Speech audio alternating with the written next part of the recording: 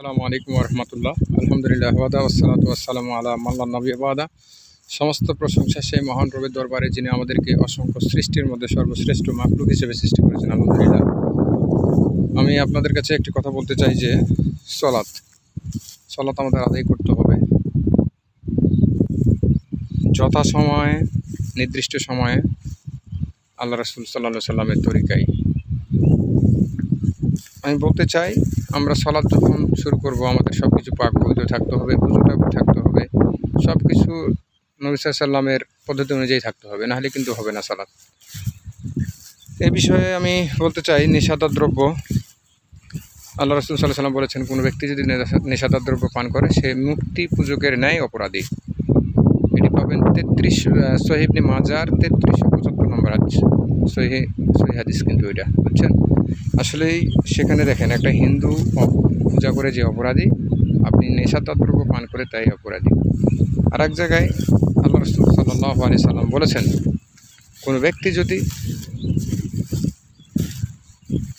একদিন নেশাদার দ্রব্য পান করে, তার 40 দিনের ইবাদত কবুল হবে না। আর সে যদি তওবা না করে, সে জাহান্নামে যাবে। এটি পাবেন 2738 নম্বর হাদিস, হাসান সহিহ হাদিস, এটি পাবেন।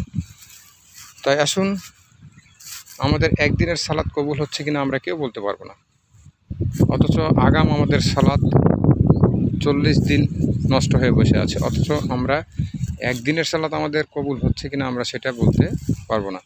কারণ আমাদের কোথায় কী ভুল হচ্ছে না হচ্ছে আমরা কেউ বলতে পারবো না। তাই আসুন, আমরা এই নেশাদার দ্রব্য, অথচ আল্লাহ নবী সাল্লাল্লাহু আলাইহি সাল্লাম বলেছেন, প্রত্যেক নেশাদার দ্রব্যই হারাম।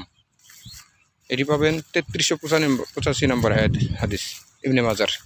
তাই আসুন, এগুলো থেকে আমরা বিরত থাকি এবং নেশাদার দ্রব্য, যে কোনো নেশা বলতে কি আমরা ফেন্সিডিল, হিরোইন, এইগুলো না, গুল, জর্দা, বিড়ি, সিগারেট, যতগুলো আছে, আমাদের যুব সমাজের ভূমিকা এ বইয়ে আপনারা পাবেন। দারুল হাদিস ইসলামিক ফাউন্ডেশন বাংলাদেশ কর্তৃক পরিচালিত এবং প্রকাশিত